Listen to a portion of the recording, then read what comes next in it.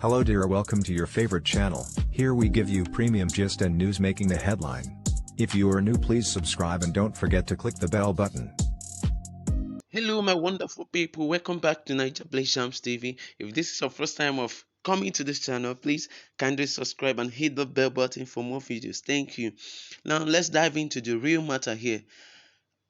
Remember when Father Mbaka, Revd Father Mbaka, the Priest of Adoration Ministry, Enugu, the popular adoration ministry in Enugu, Revd Father Mbaka, who was suspended for saying or disputing about politics against Peter Obi, and he said that Peter Obi is stingy. I don't know if you can remember. He was suspended by the Catholic bishop. So now Father Mbaka, due to the suspension, he was given 3 months from that day, and his suspension expired on 2nd, which is on October 2nd, and he was expected to come to the ministry on 3rd. So his masses or his church members came to the church to welcome him warmly, like they came with happiness to welcome him. But at the end of everything, Father Mbaka brought out another priest, telling the people that he will be the one to replace him.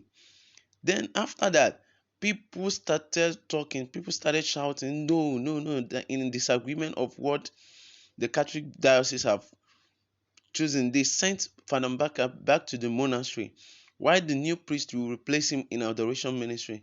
But it seems that the masses refused this, and they dragged the new priest out with riots. They were against it, saying no. Watch the video for more details. Ụmụnne m ekene m unu.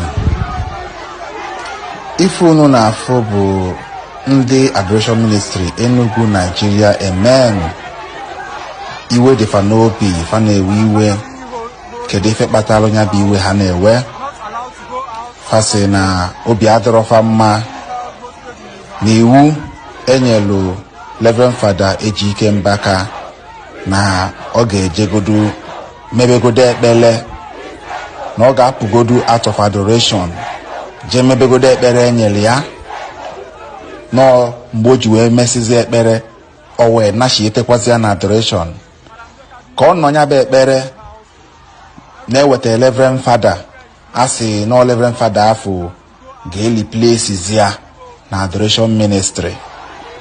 The adorers wee jụ wee na-ama na mkpu sị mba na ọ bụrụ eziokwu, na ọ bụla eziokwu.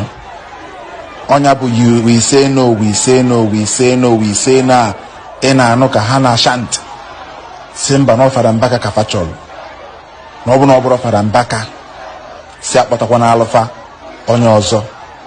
Unu n'anya unu afụ na Father Mbaka ego a huge impact na ndụ ndị mmadụ. Enwe ndị ọ na-azụ n'akwụkwọ, enwe ndị ọ bụ nọọ nyanwa bụ Father Mbaka na-enyefa nri.